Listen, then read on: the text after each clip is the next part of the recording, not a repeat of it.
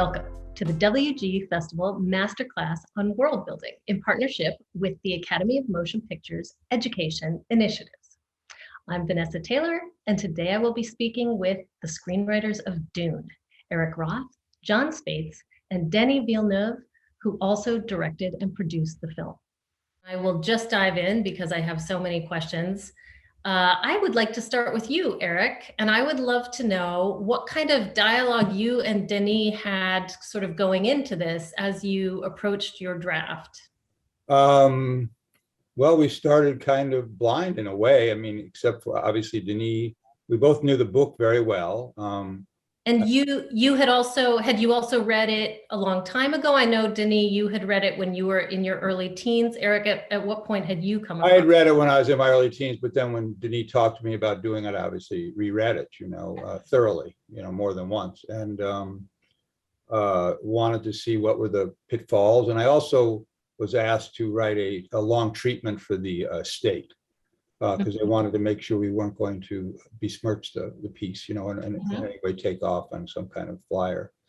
But Denis is a wonderful partner, and said he gave me the right to dream, and I take dreams and I go a little bit far afield sometimes. And he also, which we've talked about a number of times, I said, what would be most important to you? And he felt to somehow show the women as the importance of the women in it, and that make the piece have a female quality, feminine quality that would be in keeping with Sand Dune, those kind of things. And so that the Bene Gesserit became, as important in the book, and maybe more important to what the whole sort of theme of the movie is. So yeah, and I think we tried to figure out a way to tell a really, a resounding story, which was given to us, by Frank Herbert, and not to go too far afield, but yet to try in the most, concise way. And I'm not the most concise writer, so this was a challenge. And he always had to have me keep my feet on the ground. And I will say, just to go a slightly step further, maybe this would be something to talk about down the line. This is to me such a unique experience, because I've been involved with other sort of writing teams that, sort of rewrote each other and worked together. But this is the most seamless that I can think of, where people work to the best of their abilities on the things that they know how to do very well, where I don't think you can tell one from the other. And so it's, I think, a really unique thing for to see, and so I'm very proud of that for everybody involved. I'll go to you next, Denis. I'm wondering what you were looking for at this stage in a collaborator. Oh, I asked Eric at the beginning because I had read several of his previous work, and I was always impressed by the depth of his culture, his reference, his relationship with spirituality. And also it's true that one thing that I love in Eric's writing is how he approached femininity. So I liked the idea that someone who had more of an approach of an historian, someone that will approach this book and with that view. So that's where Eric was the name I had in mind to approach the beast at the beginning, because frankly, I don't know about John on John's side, but me, I was as excited as terrorized by the idea, and I needed someone with wisdom and experience to crack it at the beginning. Right. I would love in a moment to go back, Eric, to what you said about pitfalls and ask you all about what those pitfalls might have been that you were trying to avoid. But first, I would love to know, Denis, so you came in, I believe, after Eric, and we're writing on this, which you don't always do on your directing projects. And I just wondered, what you hope to bring as you began writing on this work. I started making movies by writing my own feature films. My first 4 feature films, I was the unique screenwriter on the 4 of them. But the more I learned about writing, the more I realized how little I know and how much I needed to share writing with other people, and my dream was to, after having directed few movies written by other writers, my dream for DUNE was to share the writing with other writers more experienced that had tremendously more talent than me, but that I wanted to stay close to the object of the adaptation. I wanted to feel the intimacy, to try to infuse in Eric and in John visual ideas that were haunting me. Right. My dream was to try to bring back to the surface images that I had dreamed of when I read the book when I was 13 years old, and I wanted those images to stay in relationship with those images and try to insufflate, I don't know, to suggest them to Eric and John as we were the writing was moving forward. And Eric was very generous. The idea was, and I love that it was like a paradise for me to take Eric's work, and I had this benediction to just to shape it, not shaping, I apologize, not the right word. It's just that Eric will agree that what he brought was a very impressive screenplay, but that was a bit too ambitious for our resources. Agreed. And I had to add, with his benediction, I took the elements, I not reshape, but play with it. No, you did. No, you did, and you did I must say, I mean, I've worked with probably 20 directors, and I'm always sensitive to when the directors do what they either do what they're supposed to do as a director and edit, do that kind of thing. But Denis really did writing on it. I mean, pretty wonderful writing where it was more than shaping, Denis. I think you. No, but it was like trying and thank you, Eric. But it was for me so inspiring to see Eric's take on the material, and it's something that resonated through the whole process. It was but the deal was that I had Eric for that draft, and then I was working. And then, of course, I needed help, and John came and did a tremendous amount of work to again dig more into characters, and it was like it needed for me. Mm-hmm. And I felt that since the beginning that we will need to be a lot of brains in order to crack the novel, and a team. That was the idea. There's a lot of movies that I love in my life where when I was looking at the credits at the end, there were like 5 screenwriters that I admire, and I was like, I was dreaming to have that kind of relationship with the keyboard, to have like a collegiality, and that's the thing. I'm grateful that it was that case for DUNE. I'm really, it was a privilege for me to work with both of these gentlemen. Yeah. And you said that when you were approaching Eric, you were looking at him almost as a historian and talked about, the other qualities he brought to this. What were you looking for from John as a collaborator? John was first of all, the precision of his writing, that very impressive. And there's something John also as deep as Eric does, but he has a deep culture of the book. He knows the book more than anybody else. Upside down, he can recitate passage of the book. It's like if he had participated to the writing of the book himself. And there was something about that deep knowledge of the book that I needed to bring on board, and also that link with heroism that I was looking for, and to bring, and a romanticism also, that it was like I think that bringing John, it brought a kind of equilibrium with all the Eric Roth, Eric works, sorry, my work, and John, it brings something that had the proper equilibrium. That's what I was saying. Yeah, I mean, I always say that he put the movie on its feet.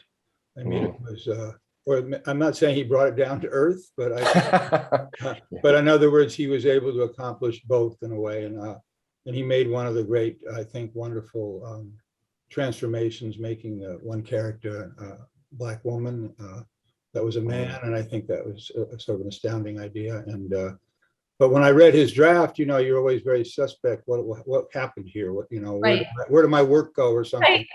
I didn't feel that way, because I think he, first of all, was so true to the book in the right ways, and understood what Denis wanted, and he did such yeoman's work. I mean, it's really an incredible task that I think he did, and my hat's completely off to him.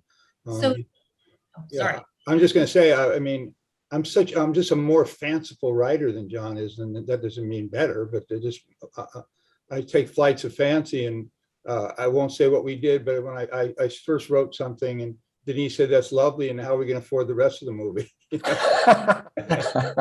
that was true. But I think, as I said, I think John really gave it the foundation for it, that it makes the movie stand up.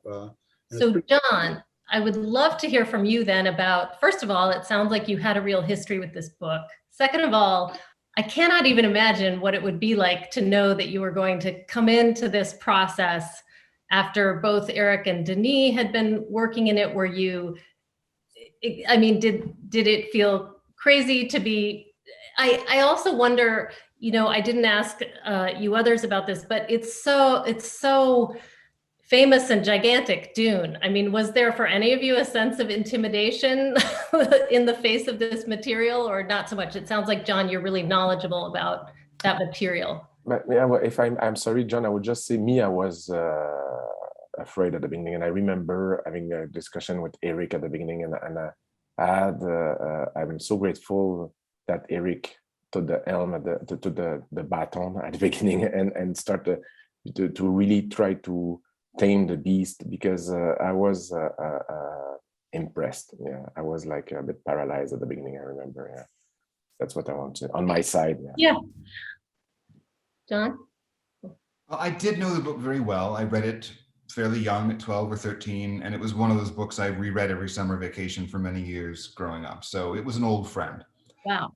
And I'd put it aside for a long time, but it was shocking when I went back to it to realize how well I still knew it. And I think there's something about the plasticity of the mind in your youth. And was that exciting or intimidating that this was such a beloved book for you? Honestly, it was pure excitement. I mean, it was exciting to be rubbing elbows with giants like Eric and Denis. It's always exciting to be in the company of people with such bodies of work and such stature. And yet I was not nervous about it. There were challenges to solve, but the biggest one had been solved before I came aboard by Denis' decision to tackle the novel in 2 films. Right. There is no way to fit Dune into a single film, even at a Lawrence of Arabia running time, without dire surgery, without a level of editing that would amount to amputation. But in 2 films, I think you can get to the pith of the story. Right. There's been a lot of talk over the years about Dune as some sort of uncrackable story or unadaptable book. I've never seen it, honestly. A couple of storied filmmakers have taken runs at it. I think all of those storied filmmakers were less than perfectly suited to the material, despite their extraordinary gifts. And there have been fountains of creativity around those efforts. But Dune as a cinematic story is not broken. There are things that I am afraid to adapt, or that I think are nearly unadaptable. There's a wonderful sci-fi novel called The Stars, My Destination that's been kicking around Hollywood for decades, ever since it was written. That one might be unadaptable. Some things nearly are. But Dune was ready to be a film, especially in the present day when the technology of filmmaking has caught up to the scope of the world. So for me, honestly, I was excited. I wanted to roll up my sleeves. I was ready to jump in, and deeply reassured by the quality of my partners. Yes. Is there books? Sorry, is there books? I would be curious to know, you, Eric, is there books that you think that are unadaptable? Adaptable? Well, the only thing I wouldn't say a book. This was Stanley Kubrick said you could not make a movie about the Holocaust. Yeah, he said that's untouchable. And I could say something nasty about another movie, but I won't. Attempted the Holocaust, but I'm trying to think. Maybe I don't know. Maybe the Bible. I don't know. They've tried, and it's what it is. I don't know. That's a great question. I can name other books that they say that you can't do. Maybe 1,000 Years of Solitude. Those. Yeah. Gabriel Garcia Marquez. I don't know. We go on and on. So I do want to go back to a couple of things you guys touched on, but I first wanted to pick up with John that I think what Denis must have been referring to was Leet Kind. Is that correct? That's right. And why was it your impulse to make that shift that he referred to? I mean, we were looking broadly for justified and organic ways to strengthen the female presence in the film.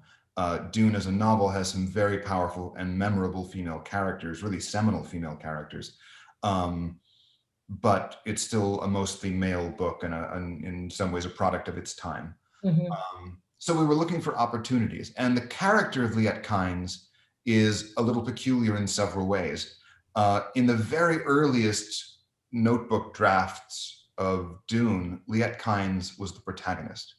And when Herbert was first brainstorming the book and this imperial ecologist trying to solve the riddle of this impossible ecosystem and to tame a planet without killing what made it special, he was the hero. And then over time, he found his way. I don't know for how long that was the case, but certainly in early notebook notes, Leet Kind was the protagonist. And then he found his way to the story of the Atreides clan.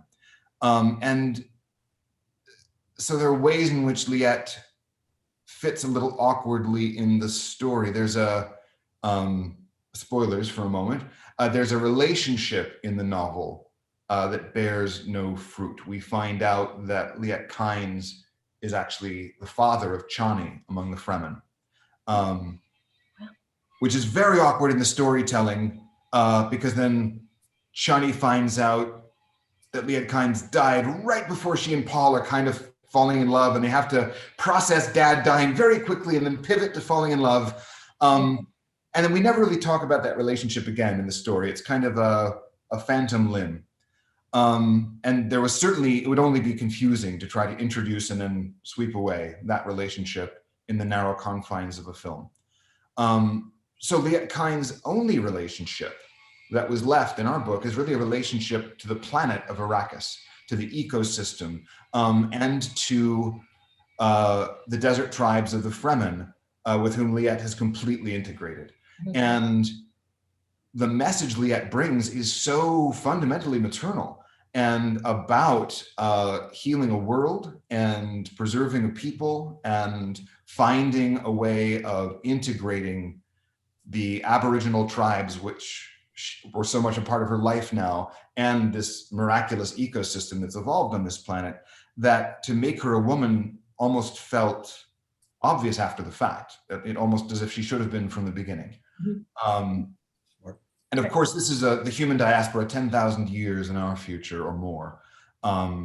So, anything that we would read in a racial text should no longer apply. It's not a race blind universe, but certainly what we perceive as race should have moved beyond any envelope we have for it. And people are identifying much more strongly with their planets of origin, with the noble houses that govern them, with societies and orders they belong to, and so forth. Yeah, I think that this idea of changing the gender of kinds was absolutely a brilliant idea that John came with, and I was very excited by this idea because it happened at a moment where I was feeling a disequilibrium, because Eric had wrote things that I was deeply in love with, which was that he had studied the past of Lady Jessica, her training as a Bene Gesserit. All that feminine strength and that feminine training was in the earlier draft. And for reasons of storytelling, I had to remove But I always felt the pain of removing those beautiful scenes that Eric had done that were, and still today I'm dreaming to shoot that one day in my life. But that disagreement brought this desire to find femininity somewhere else, and John came with this idea. I'd love to go back just for a moment for each of you to origins, in the sense of, I understand that you each had a connection with the book at a young age, but what would you say for you, what is central? What, in terms of guiding principles of what needed to be preserved, what is it about this piece of work? What is this fundamentally about that was so meaningful to you? That you felt this longing to do it. And was it the same for each of you? Would you each tell me that the book and the movie are about the same things, or would you each perhaps have a different answer? And I will say that I will suspect that we have all different answers, because the beauty of this book is and that's why I think it's a masterpiece, is that it has so many layers that you discover according to your own life experience. When I read it at 13 years old, I didn't saw the same thing that when I read it again at 20 and again at 30 something. It's a book that conveys so many layers and ideas. For me, one of the most important idea was this, the one that a specific school, the Bene Gesserit sisters, are able to channel ancient voice coming from their genetic past, the voice from their ancestors, and to take lessons instead of transforming those voices, those ghosts, into neurosis. They are using them as a tool to and transform it into a power. And that for me is an idea that really deeply spoke to me, and that I wanted to make sure that it would be prominent in the adaptation. Mm-hmm. What about for you, Eric? Well, the book was so part and parcel of my particular growing up, the culture. I wouldn't say, and just to be honest, the book was my favorite book I've ever read. It didn't impact me quite that way. I mean, I thought it was astounding, and the work he did was prodigious, and creating languages, and obviously the formation of this planet and all the prescient things we learn today. But I mean, the Earth Day began in like 1968, so he was still ahead of that. But right. People were very aware of kind of the loss of water and everything. But as you know, from knowing me as well as you do, since you were a junior high student, I was kind of a hippie, and this book reflected my era in many, many ways. We don't have to talk about drugs so much, but that the point of view of varying societies, kind of clashing in some ways. What is a sense of violence? What is the beauty of femininity, of as we talked about, dreams. I mean, all these things, the prescient nature of the boy who now has this kind of, which I think that was personal to me. I guess I'd say about, not that I'm a prophet, but that, the idea of what is it coming to manhood, and then what do you have to then accomplish when you set out then after that? What is that next journey? Right. Yeah. So, I mean, it was, for me, it wasn't this was a job, but it was, I think, an astounding job because of, it's also the history of the piece with, some great people trying it. And then this whole challenge of, what can I bring to this, And so anyway, so I think it's just, I think they're both right, John and Denis, that I think it's a prism from where you came from. And I sort of gravitated to the family, which I have a big family, et cetera, et cetera. And as I say, this kind of, my favorite movie was 2001, so that was kind of a different point of view of mortality, if you will. And John, what is it about for you? There's so much in it, and you can go on any number of deep dives. And Denis is right that it's also different books at different times. It's very different reading it as a boy about Paul Atreides' age than it is reading it now as the father of an 8-year-old son.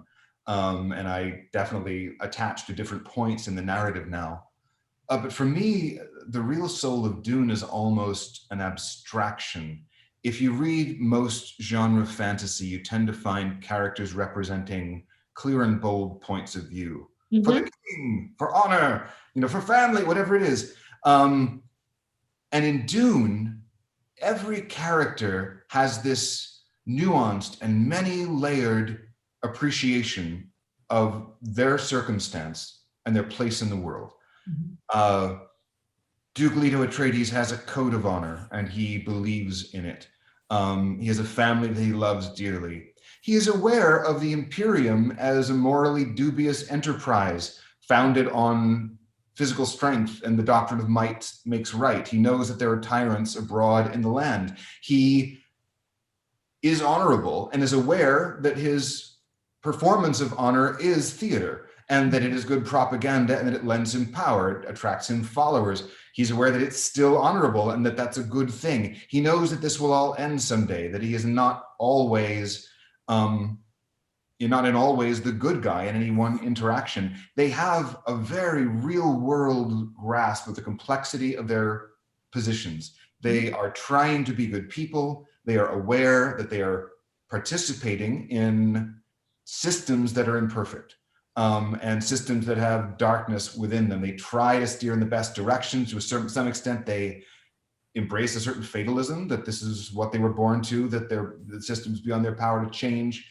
But at every level of the book, Jessica as a Bene Gesserit, Stilgar as a Fremen, Paul and Leto Atreides as noblemen, rulers of a planet, rivals of other great houses. All of them appreciate the complexity of their position and will, in private moments, philosophize with each other about that. It felt in that way like real life.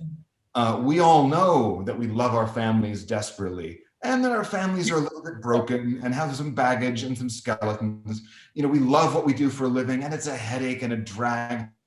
Everything's like that. We love ourselves and we know the ways in which we fail. Dune seems to model that nuanced, complex, multi-layered thinking that can entertain contradictions and complexities at every level of the storytelling. And when I first read it, I think I had never read a piece of fiction in which characters thought like that. And if there was anything I was hoping to preserve into the film, it was that sense of many-layered comprehension of the world. And you did. Interesting. Let's see. I would like to go back to this idea of pitfalls because I found it so exciting to hear about. Denis, what were the greatest challenges in making this a script? You've already, all of you have actually talked about the difficulty of compressing this and what you did in dividing it up. But are there other areas, are there areas where you think, wow, we really did this exactly as I wanted, and some areas where you think, oh, I wish I still had this, or you referenced some of Eric's work that you wish was still in it. But what was really, really hard here? But the thing is that I will state the obvious. The idea was that it was important for me to honor the dream that when I read the book to try. I had an appetite for that book, and I wanted the people who had loved the book as much as I did will find some respect of the world, of the poetry of the book. At the same time, I wanted my mother to understand the movie. I wanted to the people that knew nothing about this world will feel welcome. And so to balance information, there are so many cultures, so many tribes in this to find the right balance. So to give enough, it's like and not put too much exposition at the beginning that will crush the audience would feel crushed under the amount of information. That was probably the for me the main challenge. I would say that at the beginning of the book starts by saying something like beginnings are very delicate times, and I will say that definitely how to open this movie was the big challenge. How to approach it. At the beginning, we tried to be more faithful to the book, and realized quickly that not quickly. We realized at one point after a lot of work that we had to deviate a little bit from the book in order to make a softer, a more gentle introduction to the world, so people will have enough in their enough knowledge to not feel lost at the beginning. Yeah, that's it's a bit a boring answer, but that's the truth. What about for you, Eric? What were the pitfalls you saw going into it? Well, I find the same pitfalls in a lot of science fiction. As I say, I'm not as steeped in it. Sometimes I find things hard to believe. Right. And I found some of that in this book, to be quite honest. It's just my probably skeptical nature of things. And I love you for that. Thank you. I mean, I like to poke sticks in eyes, a little bit. I think it was to not to, emphasize cliches, that sometimes arise, and to make it as literate as possible. I mean, you can take other avenues to make the people real, like in any movie. So, I mean, I think I approached it the way I do any job, that you have different voices of different people that have different psychological aspects and come from different places. And it's really no different than if you're writing a science. I mean, I think I've said this once to Denis before, that I was once talking to Francis Coppola about writing something, and he said, a science fiction thing, and he said, well, as long as you're not watching the chandelier, it's fine. So you have the same rules apply, in other words, that to Shakespeare or anything else, that the characters have to resonate, have to some emotional balance and all those things, or imbalance. And so I'd say those are the same problems, and that, like, there is a weight of the fact that it's DUNE.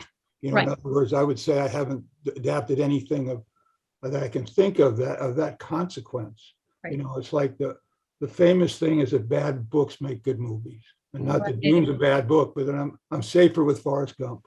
You know what I'm saying? Or a bad play or something, because you can go off on flights of fancy and Right. invent as you will. Couldn't do that here. Right. I think there was obligations.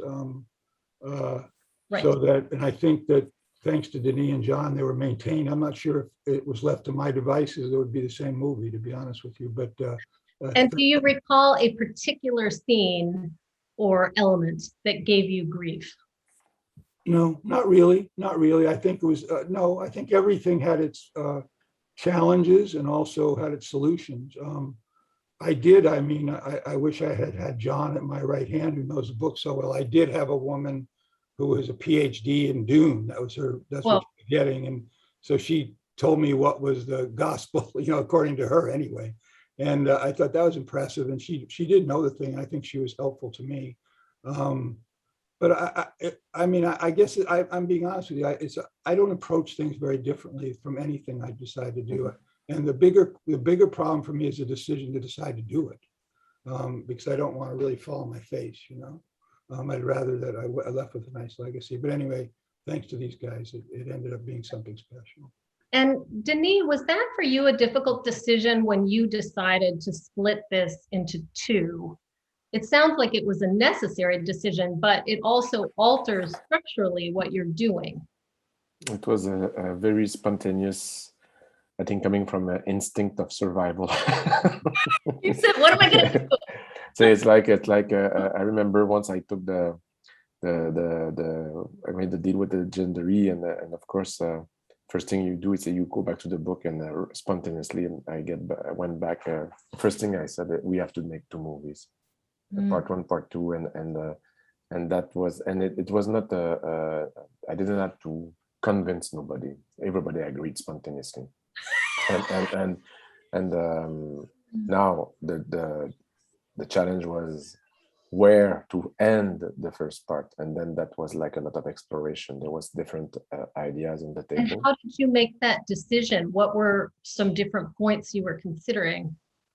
But as John could be more eloquent than me about that, but I would say that there is in the book a natural breaking point. There's a moment where there's a time lapse, there's a time jump, between and that would have been a natural way to end the first part. But the problem with that is that it meant that our main characters, Paul and Jessica, had to be introduced to a new culture and learn things, and went through a process of being accepted by the Fremen. And that felt like the beginning of a story. It felt like, it didn't feel like a last act of a movie. It felt like suddenly we were starting something, opening a new door, and it felt too heavy to put that at the end of the project. It really felt a disequilibrium, and we tried, and there was beauty in it, but it didn't. Quickly, we realized that it would be better to end as Paul and Jessica were going toward this culture instead of embracing it. That's what I would say. Does it make sense what I'm saying? Yes. And Eric Roth. Yes. Yeah. And John, were you sort of involved in that calibration? Deeply, and we tried many things. Yeah. We were trying to thread the needle in a bunch of ways. That time jump was the first obvious target, because if you can go away after the first film and then make a second movie and you come back and it's 2 or 3 years later in reality, and it's also 2 or 3 years later in the story, everything works out. You can have your actors as tanned and bearded as you need them to be themselves a few years older. So it did seem like a natural target, but it thrust us toward that Lawrence of Arabia running time, which can limit the life and audience of a film. And as Denis said, it was a kind of big fourth act. Yeah. What we did find, I think in part, we only saw the clarity of it having winnowed the story of the first film down to an elegant shape. A lot of things fell by the wayside. The guiding logic again and again proved that we are following the Atreides family. And above all, we are following Paul Atreides through a metamorphosis. Mm-hmm. And everything that does not serve the telling of the story of that metamorphosis became de-emphasized. Even things we dearly loved. And when you focus so narrowly on that clan and that boy coming of age, then you see a 3-act story, a tragedy of being drawn out of the world of the familiar, of contending in a strange new land with sinister forces, of breaking with the family, of the fall, and then the gleam of hope at the end when the dynasty survives in him and in his mother. And that felt Shakespearean. It felt like it had a natural arc.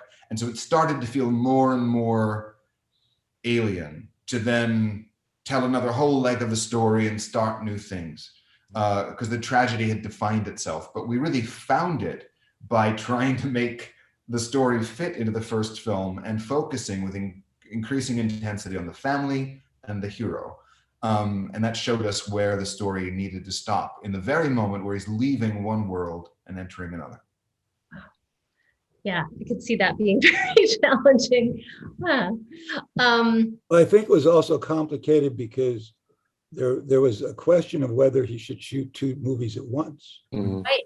And that was just an interesting, in one way you can save a lot of money, another way it can be a disaster, So there's some practical considerations, but when we were dealing with the storytelling, it had to do with, well, where are we going to end this? Even if we're blending into movie 2 that you're going to release a year from now. So it was really an interesting, sort of situation that resolved itself, fortunately. I am going to take a moment to ask about a scene that I really loved and just see if anyone can remember the origins of this scene. I really enjoyed the scene where Duke Leto has to rescue the crew from the harvester.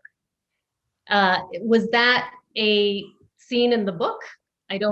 Yes. Yeah, it's a very good, interesting scene where the 3 of us had an impact on that scene. It's a famous scene in the book, but in the book, let's say that Paul is less involved, is more in the back seat, is more like a spectator. Yeah, he's less. Eric brought the idea of Paul getting out of the ornithopter, bringing Paul involving Paul with the rescue being on the ground. The idea was that it will be his first encounter with the deep desert, that it will have a resonance inside him, like he will strangely feel like at home in this foreign landscape. And that moment reorient the scene in a different way. It was more than just a rescue. It was like an encounter with a spiritual encounter with the desert and with that creature that will come.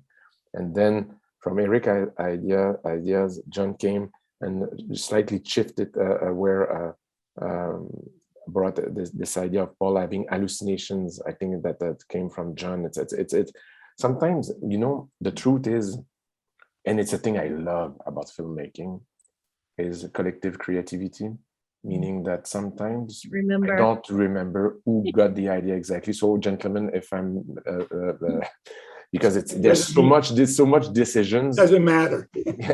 But at the end, it's the movie, you know, it's teamwork. But I will say that it's a beautiful scene, a scene that is a good example of collaborative that evolved in a beautiful way through time. The roots of the ideas, and then evolve through different ends on the keyboard. And I love that scene. Yeah, that is. Me too. It's a very striking scene from the book because Dune is a novel that leaves a lot of his biggest moments of action off stage.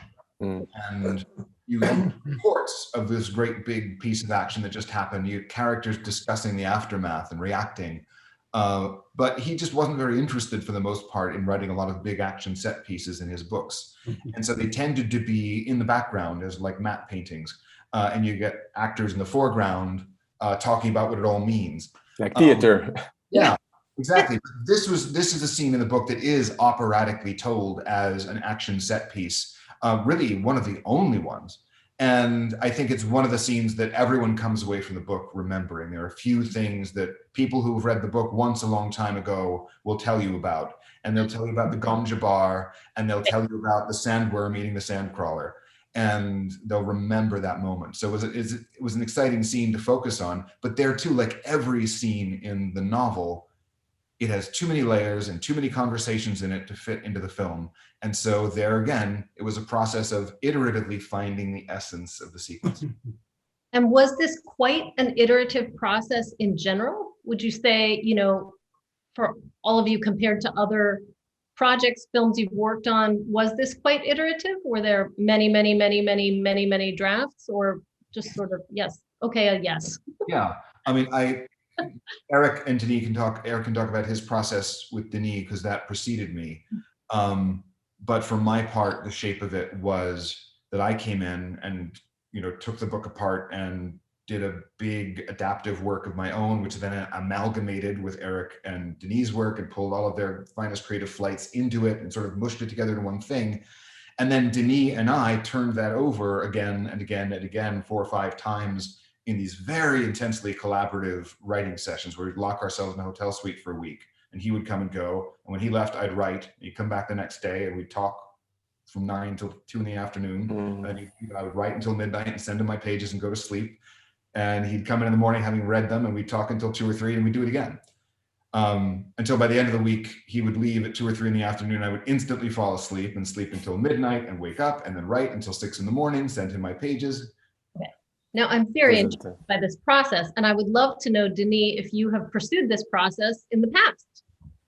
No, it was the first time that I was working with it's not true. I had wrote myself a screenplay with the help of another writer but after that I came on board of project that had been written already. So it was a different approach. It was like to try to bring a screenplay closer to my sensibility by rewriting with the writer, storyboarding, rewriting again, but not starting from scratch like that with Eric and John. It had been a long time, and I was missing that part of the process. Writing is so it's so difficult, but it's so beautiful. I mean, I'm grateful that I had a chance to work. Even on the side, even if I was just on the side, I had a great fun watching Eric and John working. It was, for me, it was fascinating. Yeah. Well, at the very end of the process, when there were particular points of the movie that were focuses of Denis' creative concentration, then there was a lot of overleaving, where Denis was like the conductor in an orchestra, and there were things Eric came and touched, and I came and touched, rewriting line by line level, and just, you know, sanding until the thing took. Yeah, because at one point, what happened, like any movie, was the reality of the production, a budget, restrictions, which is part of the.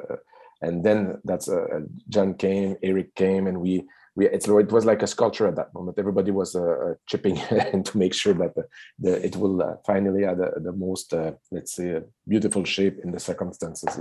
Now we all know the saying, "Too many cooks spoil the whatever it is it's spoiled." Apparently, I don't know the saying, but it sounds like the opposite in this case.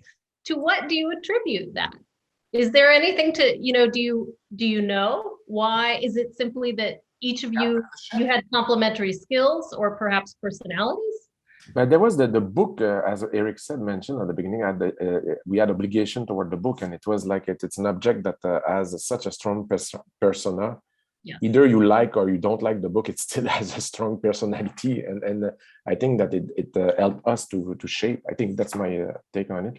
But I do think, just since we're talking to writers here, I think this is a unique situation. I've been through some, as I said, many of these where you have conflicting kind of writing. One person writes different than the other, and it can get very kind of hairy, and rewriting is very difficult because you're trying to maintain a tone and not, have a separate voice and change everything. I think Denis right. I mean, I think the book is such a grounded centerpiece for this. And then everybody had some great respect for what it had to say, what we would like to say with it. And Denis was a wonderful maestro, a wonderful master of keeping all the boats moving in line, So it was a unique, I'm telling you, I've had a lot of them which didn't work out so good, But isn't it interesting too, because I don't think one can always correlate those wonderful magical work relationships with good films. I mean, I think I'm agreeing because I think so it's shocking that is what happened. Well, varying voices don't, sometimes don't make one point of view, I think people can take advantage of that too. That's a whole different conversation. It's true, yeah. I think I better announce the Q&A with the Academy Gold alumni and go to our first questioner, Haley Bartels. Hi, everybody. Hi. Thank you so much for being here. This has been amazing. My brain is exploding, and huge congratulations on the film. So my question is for everyone here, and it's kind of a general world building question. So when you were conceiving the worlds of your films, are you intentionally thinking of and constructing internal elements that reflect sort of the internal elements of your character's arc and theme, or do the worlds sort of spring fully formed as Athena? Definitely, there was like a landscape was a very important component of the storytelling here, where the way, if you look at the way the movie evolves, the color palette and the way we are embracing the landscape at different moments was used as a way to externalize the condition in which the main character, Paul, because the idea was that we will focus as much as possible just the story on Paul, his point of view. In a perfect world, I would have made just the movie about Paul and his mother, but we had to go outside from time to time in order to understand the story. Definitely, architecture and landscape were used to in a cinematic way, I think, to express, and it's the beauty of doing science fiction, because you can create everything. So you have like you're like a god. You can create all the elements you need in order to express some psychological component of the I don't know if what I'm saying makes sense in English right now, but that's the thing I love about sci-fi, is that you it's like a living sculpture where you are actually having an impact on but it would be the same with any movies. In fact, it's part of the beauty of finding resonance into the elements or into the landscape in order to help the audience to understand characters' journey, inner journey. All right. Our next question is from Desmond Jackson. Now, if I may add, it's the story we're following is a story of a boy. The deeper he goes into the desert, the more he learns about himself, the more he has an introspective journey. It's a very introspective movie. So it's like that landscape had a tremendous impact. That's why the movie was shot with massive wides and very intimate shots. There was no in between a lot. It's like, it's really embracing that point of view of a boy discovering a new world, a new culture, and embracing that culture. That's what I was saying. All right, Desmond. Hi guys, thank you so much. Y'all have literally been dropping gems throughout this whole session. So thank you so much, and fantastic film. My question is also similar to Haley's in terms of world building. I wanted to know if you guys had any specific suggestions in terms of introducing the world and the rules and class systems and races and different planet structures and everything to like an unfamiliar audience without being too expository with the characters' dialogue. That's it. If I were going to talk about the pitfalls of DUNE, I would have talked about the rules. I grew up reading a ton of fantasy and science fiction when I was just a kid. And then I got tired of it. I put it away. And when I was in high school and college, I was reading literary fiction and I was going to be a novelist someday. And I didn't really come back to science fiction until I started screenwriting, where there was an appetite for it and I had a foundation and I ended up working in this file. But a lot of my heart was in the philosophical and very personal investigations of literary fiction.